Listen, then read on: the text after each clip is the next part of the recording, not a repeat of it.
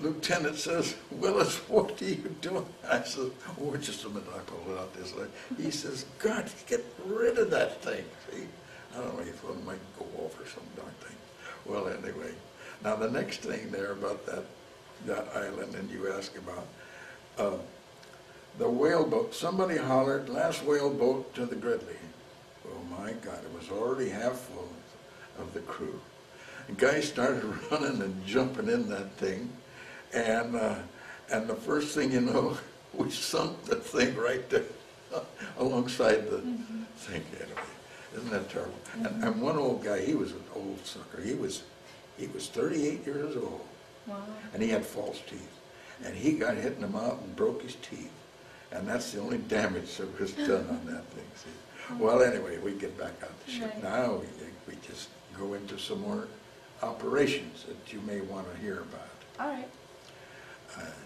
I can't remember now what I recorded or how these things in unison, you know. You can just tell us anything just tell us Yeah. anything about your experience. Yeah, you know, I told Samantha I was keeping a diary, and you're not supposed to do that, because if the ship sinks and some of this stuff gets in the hands of the enemy, why they know what you've been doing and blah blah blah. And since then, of course, since I've lost my sight, a lot of my sight, I've misplaced it someplace, and so my kids, I have 4 daughters, and they come and help me and read somebody kept a scrapbook for me, and I had more stuff in the paper. Willis departs from boot camp and all this kind of stuff. See, Willis gets 31 letters in one bunch, and because we were traveling so fast, the mail couldn't catch up with us. See, it comes in with maybe the oiler from the States and what have you. So anyway, where are we now? Well, what was it like communicating with your family and friends back home? Well, you write on this flimsy paper, and that's a good question, because you write on this paper, and then it has to go before some guy that's going to read it, and you can't put where you are or what you're doing, so except for what you're doing personally aboard ship or something like that. See, so it's a little handicap, but you know, you got to communicate, because your loved ones home want to know what you're doing, and so you can tell them partially, but you know, one thing, we did sink a lot of their carriers, and we got carriers too sunken, and so to show Tokyo Rose and the Japanese that we had a larger fleet than what we did, we would flank speed, that's give it the old throttle, and we'd go up off the Bonin Islands and the Volcano Islands and all these different islands at night, and then do some damage up there, see, and then come back down to where we were, where the fleet was operating again, see, and then the guys they'd turn it. You're not supposed to turn the radios on; they're supposed to be like, but you turn it in, you get Tokyo Rose, and she spoke very good English and what have you, and she said, "Oh, got more U.S. of A. got more ships and so on." See what I mean? So that worked pretty good. But let me tell you, aboard almost any ship, you're tired all the time, because you're working. Your body is working to stay upright, and in fact, when you get in your sack, your bed, you have a belly band. You hook it and to tie yourself in, see, so that you don't, when you go to sleep, you just die. You don't fall out of the thing, see. So anyway, that's all that part. And I'll tell you one thing: your experience and your ship is no better than your captain. And if you've got a fearless captain, boy, you're into everything. Now, I think this captain that we had, this one captain we had, his submarine had been damaged and he needed something to do, so I guess they put him on our ship. Well, we got into everything. There was picket duty. Picket duty is out in front of the fleet. You go out over the horizon. See, they're back here, and you're out here, and what you're doing, you're looking for these fishing boats, Japanese fishing boats. They're 30, 40 feet long, and what they're doing, they're not fishing. They're out there searching, and to radio back that they spotted this fleet. Well, I happened to be on the gear this day, and I get a pip, and I said to the officer, I said, I think we got something here, and so we just keep on, and everybody's hanging on my shoulder, and pretty soon, sure enough, we see they're plotting, excuse me, and it wasn't. So the TBS is called a talk between ships, and that's a radio in between ships. We were told to put him out of action right away, see, before he sees them over the horizon. So we peppered him, and he was dead in the water, and so we pulled up alongside of him, and there was, as I recall, there was one guy hanging out of the cabin there where they steer the little boat, and he was hanging out there, and his arm was hanging down, and I could still see that arm today. Wow. Just held by little flesh. Just like that.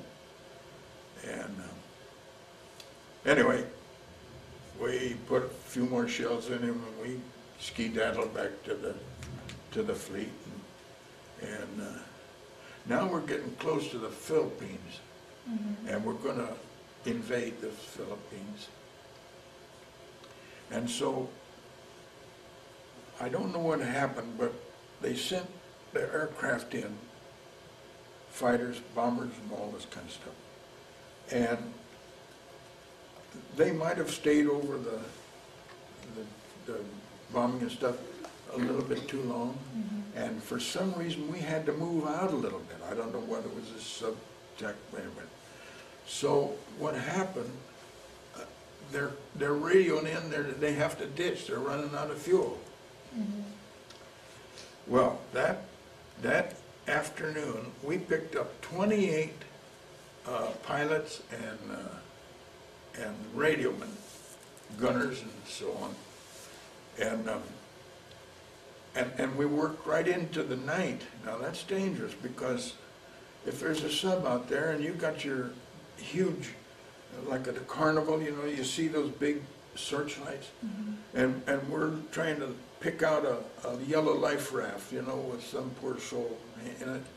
And so anyway,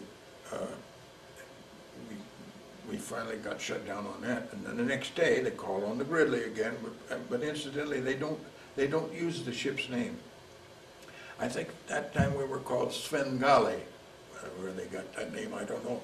But anyway, there was one pilot, because they did an air search, and they see this one pilot and his life raft, he's getting pretty close to the jungle, I don't know what it was, Luzon or wherever, it didn't make any difference. But that poor guy was all in. He was trying to paddle, and the wind and the current was taking him into the island, see, and we swooped in there and picked him up and got back out to the fleet, took him to his respective aircraft carrier, and again, see, we got more ice cream and all that stuff again, and you tell me when I'm talking with my hands. Tell me to put it down. Oh, no, go. My wife told me don't talk with your hands. You're fine. You're doing great. Thank you so much. Let's see, where are we now?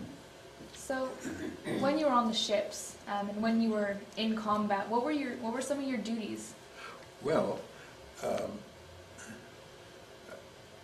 if I was on watch, I was on the gear, the radar gear. And also I might add that alongside of me over here is an SC2, that's an air search radar. And if I wasn't on that, why, I was on that 5-inch gun and practicing on the dummy gun, which was okay. And pretty much it was just kind of humdrum until you know, steaming hither and yon, and until the action goes again. See, and there's always plenty of that. Like here we are, we're going to go in.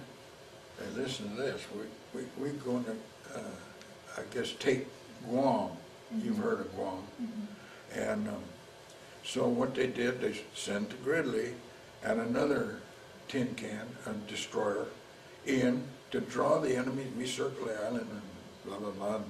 And they would fire at us. And we'd try to knock them out. But we would plot down where they were firing from, see? We did that all day long. So I guess for relaxation, this one pass, captain says, fire at will. That means you can fire at anything you want, see? And there was this big smokestack. I think it was a sugar factory or some darn thing, you know? And so we're trying to hit that. Well, here we are, the old ship going like this, see? And we're going along. And, well, we never did hit that ship. I mean, that stack. But the last pass away from that island, here's a high bluff up here, see? And we catch this mirror message from the radioman Tweed that had hid out from the Japanese for 4 years. And all around, they'd hide him and everything. And they made a movie out of this thing. And so he's telling us that, come pick me up. I've got all the information you need. And blah, blah, blah. And they hollered over to him, swim out here. No, he says, I can't because I've got all this stuff. Well, anyway, they lowered a whaleboat, went over and got him, brought him aboard, and he says, skedaddle. He says, there's a battery right up there on top of that, and about that time, as soon as they put the ship in gear, started again, puff of smoke comes out of the stack. Well, that's when they opened up on us. See? Wow. And you could see those shells coming over your antenna. See, if they'd have been smart, they could have raised up the thing and pointed down. So, but now we're underway, and so we got away. I'll tell you, that was awful close. And so we take Tweed out there to the admiral, and he gives all this information where the stuff was hid underground, ammunition dumps, fuel dumps, stores, and all this kind of stuff. And so, boy, the next day we're laid off, and we're doing some bombarding and all that stuff. But these planes come in, and they would, it seemed like they would hit every object that he had plotted. The smoke was just, it was terrific to see all of these hits that they made on that, and there's no telling how many lives that saved, you know, was saved due to that thing, you know. And you know, thinking about this, I read a books on tape, what you're doing, not too awfully long ago, about, it was called Always Faithful.